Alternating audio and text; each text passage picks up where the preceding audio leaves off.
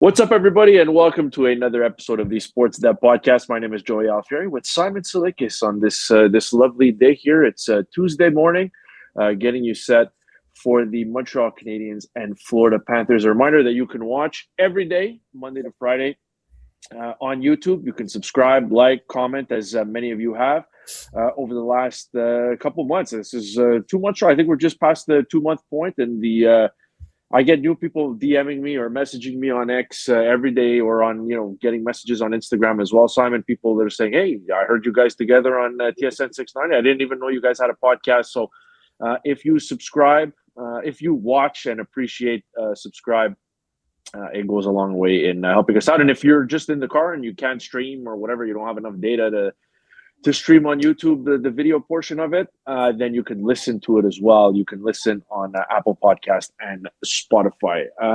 Tsalikis, what's going on? How you doing? Just hold on.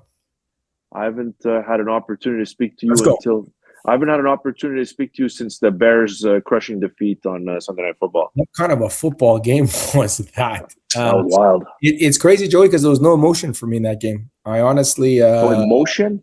No, week 4, week 5, edge of my seat against the Raiders and the Bengals and the Vikings in week 1. We're, second seed or a 3 seed. Yeah, I know we had an outside chance, sure. But I'm just going to say it was the most relaxed I've been all year, considering last Saturday, the biggest game the Bears have had in like a decade. Yeah, I had to watch it by refreshing my phone because we're out for supper. Incredible levels of stress. So I'm in right now. I'm in the enjoy the ride portion of the season. Yeah, that's all right. Nothing wrong with that. It's also the enjoy the ride portion of the season. I think we enjoyed from start to finish. We talked about the Tampa Bay game with the Montreal Canadiens, of course. The Canadiens have battled back. A bunch of news coming out on Monday before and after practice.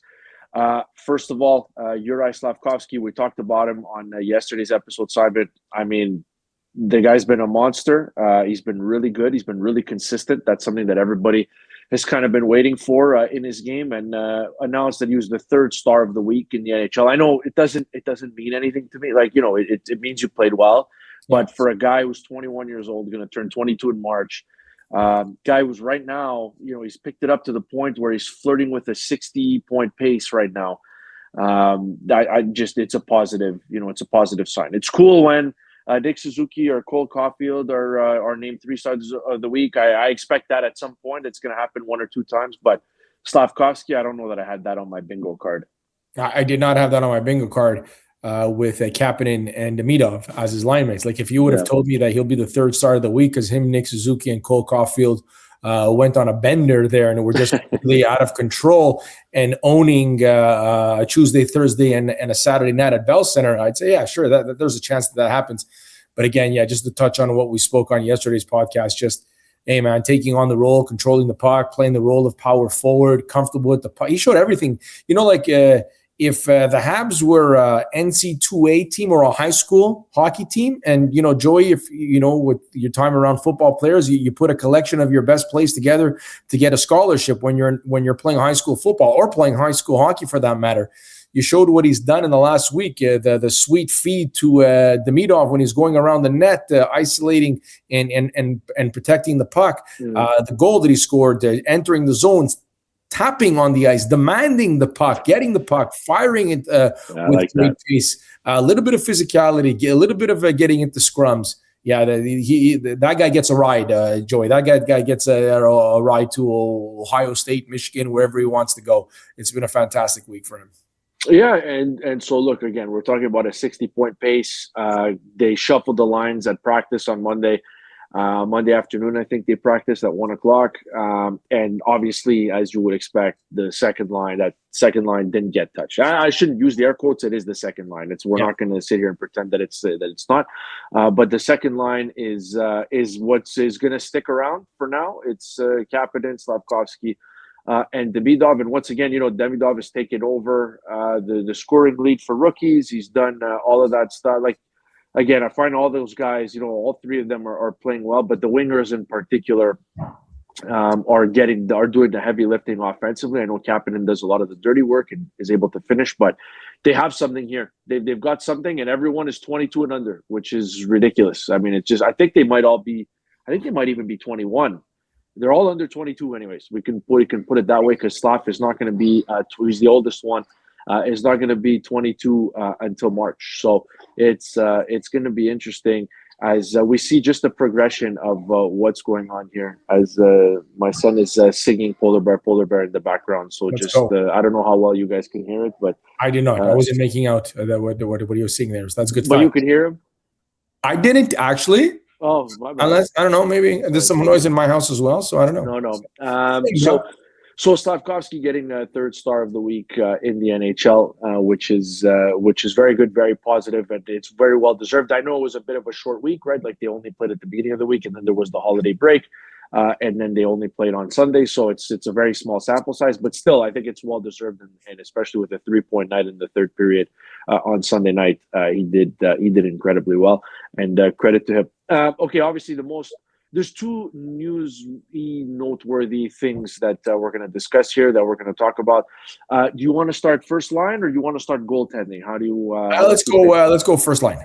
Okay, first line. You talked a little bit about it on yesterday's show. You weren't sure about the Texier experiment and how much you liked it. Well, we're going to get it a little bit more. It's going to be Texier with Suzuki and Caulfield, and it's going to be. I don't know how fun it's going to be to watch, but it's obviously not a long-term solution, right, Simon? This is going to be a short-term. This is going to be a short-term thing. And for those who are listening and can't see, my son is in the screen. Thank you, honey. But yeah, I don't know. Look, it's a short-term thing, Simon. I don't know that they're going to be able to make do with this for a while. You know, it makes me kind of think of what happened with Michel Therrien had with Dale Weiss. You know, like Dale Weiss had some productive stretches as a top line player back overtime goals and everything overtime goals and even during the regular season. Like there were times where they would move him up and down the lineup, and maybe Texier is that. I don't even know if he's that, but he had been playing well before the break and before getting hurt. They weren't sure how serious it was, but clearly they're going to go with some merit. They're going to go with a guy who deserves it based on the way he's played since getting here. Look, yeah, and that's it, Joey, right? You bring somebody off waivers and stuff like that, throw him a bone. He hasn't let you down. I don't think I tune into the game here and just absolutely blown away and get to Twitter to talk about how good this guy's playing. But he hasn't hurt you, and he showed some offensive skills. Martin St. Louis, we talked about his high hockey IQ, and that fits in very well because I think the guy playing center there, Suzuki, and in Caulfield Newing, I think there's an incredibly high hockey IQ with those guys. And give it a look. Like the Bolduc thing, Bolduc is young. You can go back to that in 2 weeks. You can go back to that in 2 months. You can go back to that in 2 years. It's okay. And if Texier doesn't work, then, a guy that I've been pushing for a little bit is Josh Anderson. And then maybe when Kirby Dach comes back, you give him a look. But I like the fact that you watch the makeup of Suzuki, Bolduc, and Caulfield. I think on paper, I like it more so than I like the Texier. But you did run it out there, and it hasn't really been that effective. So Coach, it hit a couple times. There's a couple games where they were super productive, but it goes long stretches where it's kind of quiet and it doesn't necessarily work. And it's what we talked about on the show yesterday. Everyone's clamoring for another center, but maybe they're gonna roll out Suzuki, Kapanen, Danault, and Evans when everybody's healthy. And maybe you go get yourself a winger to play on the top line. Like maybe you go get yourself another dynamic guy, assuming that there is one, even if it's a rental. You know what I mean? Like if you're in a good spot at the deadline, maybe you Thomas Vanek. And I don't think it'll be at that price because that was a ridiculous price. Like the Islanders had gambled and lost then, but now there's not a ton of sellers. The issue now. Like the price is not going to. The price for the player is going to be one thing, and people might be blown away, but the reality is there's only going to be like 2, 3, 4 teams that are going to be on sell mode. So the moment you have only, 4 bottom teams on sell modes, and hey, maybe one of those teams has no interest in selling. They're just a young team not playing well. And like, this is part of the lumps and we're going to keep this core. So you might have like 3 teams that are willing to part ways with some decent assets. And that's when the price is going to go. And you're going to look at the price that you paid for that player and it's probably too much. But that was the going rate when 7, 8, 9, 10 other teams are in on it. But just to go back to the Texier, it's nice. Yeah. Give the guy an opportunity. Let him play with it. I think it's nice that everybody gets an offensive player gets the opportunity. He's skilled.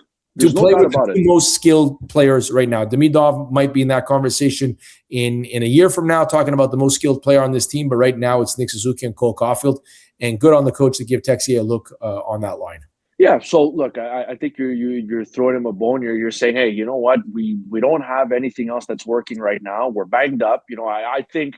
A New Hook would have got an opportunity. A Doc, like you said, would have got an opportunity. I mean, heck, Simon, they could have thrown Patrick Laine up there as well. You know what I mean? Like at this point, you're just trying things to see if you can get more production out of Suzuki and Caulfield, which, Suzuki's still well over a point a game. Caulfield's right there. So it's not like their production has dried up, to insane levels. It's just they're not producing as much as they were before. Yeah. And so it's one of those situations where, you want to find a thing that works short term just until guys come back and you can sort it out and you can figure it out and you can say, excuse me here, Tsalikis, you might have to take this for a bit. Daddy daycare. You want to take your shirt off. What? Okay, hold on a second, James. Okay.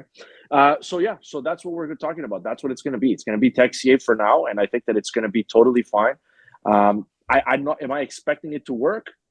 I don't know that I'm expecting it to work, but if it could be a short-term boost, if this is a thing that works for a week or two until, I think New Hook's going to be a while, but and Laine is probably going to be a while too. But until Doc can come back, and then maybe you just put him there at 5-on-5 and you ease him into the role.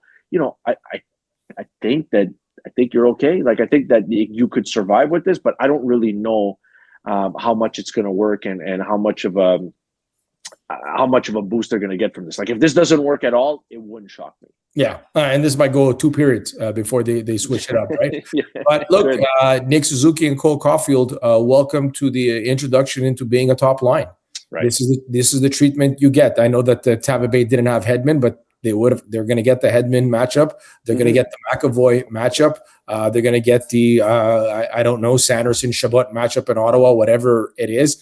They're going to start seeing the other team's best players, which if they're already not seeing the other team's best players, and they're also going to start seeing the other team's top centers. So it's not going to get any easier for Nick Suzuki and Cole Caulfield, and that's what it is to be a first line in the National Hockey League, man. That's what it is, man. If you're looking for production, the guys that bring it on every night, that's the guy in Edmonton, and that's the guy in Colorado. Everybody else is in a dogfight, Yeah, absolutely. The other piece of news that was noteworthy, Simon, this is a big opportunity for Sam Montembeault. He served as the backup the other night.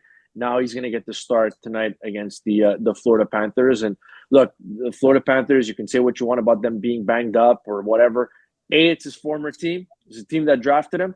And B, they are banged up, but this is still a team that's coming off, back-to-back Stanley Cup. I know they haven't had the season that many had anticipated, but when you're down Barkov and you're down a bunch of guys and you played Matthew Tkachuk and you're banged up and whatever, and you have played so much hockey, it's only normal that there was going to be a dip at some point. But this is a golden opportunity, and this is a big game. Like I don't want to say, hey, we're in must-win territory, but I think for the player, I don't know if it's must-win, Simon. I'm not going to go there, but it's must play well. If you end up losing 2-1 in overtime and you make a bunch of saves and whatever, you lose a close game where it's clearly not on you, that's okay. I'm good with that. So it's not a must win, but to me, Simon, this is a must play well. If there's a category for that, this falls into that. 100%. And that's why the point against Tampa Bay was massive.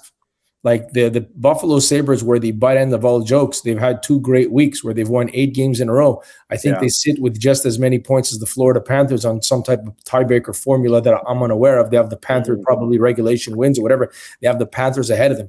There is no time. And the Habs are in a tough spot here because there is the element here that we need to get, or we hope to get Sam Montembeault going.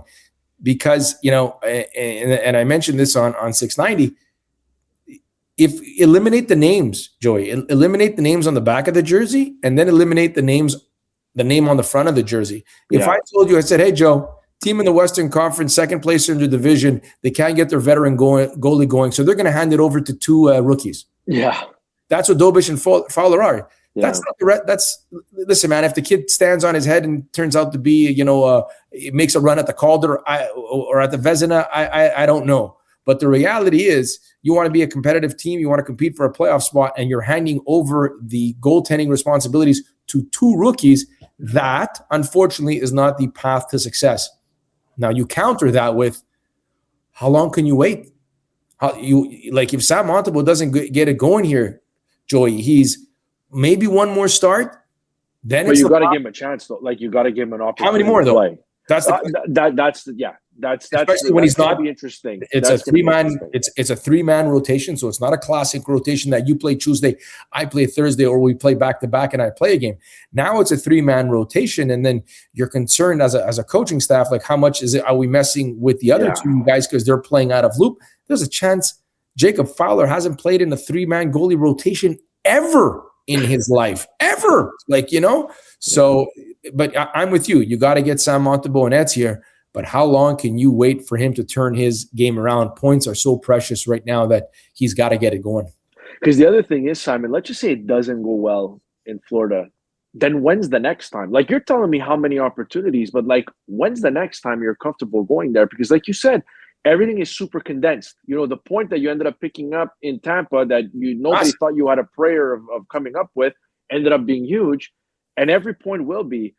I'm rooting for the guy. I really want him to do well. And I said all along here throughout the season, I don't think he's done. I really don't. I think he's going to find his game at some point. But it's just that the thing that is concerning to me is that the Canadiens are not in a position, and it's not a position. It's not like it's not a 7th defenseman, or it's not a 6th, 7th defenseman where you're like, oh, you know what, I can throw him out there and I can hide him 7-8 minutes a night, like they did with the Struble and Jacka the other night. This is the goalie. There's no hiding the goalie. You know what I mean? Like, this is what it is. So you don't have race track. You don't have the situation where you can go and say, hey, you know what? You're going to be bad. You're going to be bad for a while, and you're just going to figure it out. This isn't that. This isn't Columbus. I can't bury you on a fourth line.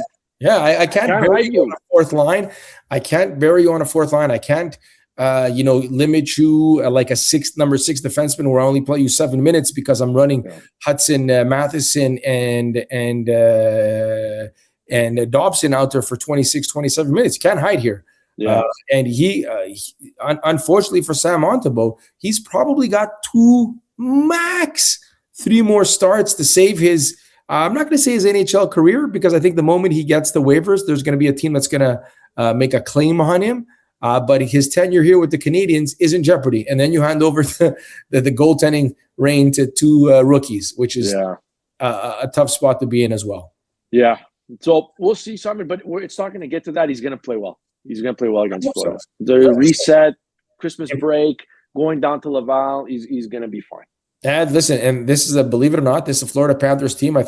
I'm certain they beat them all 4 times last year, and I think they're up to 5, 6 in a row against the Florida Panthers. So they own this. They own this rivalry. Fear.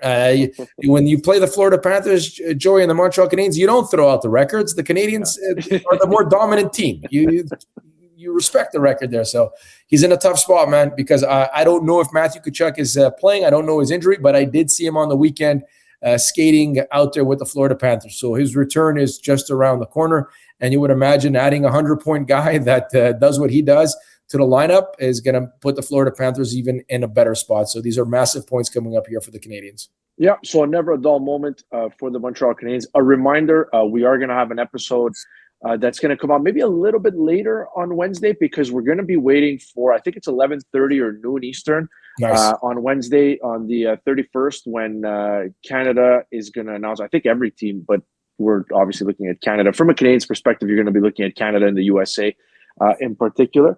But we'll find out if Nick Suzuki, Cole Caulfield, and Lane Hudson in particular are going to the Olympic Games. So Tsalikis, be good, and I can't wait to see that announcement. We'll talk again soon. Yes, sir. All right, that's it for the Sports Dép Podcast for today. Canadiens and Panthers tonight from Florida, and we'll see if Sam Montembeault and Alex Texier can get the job done.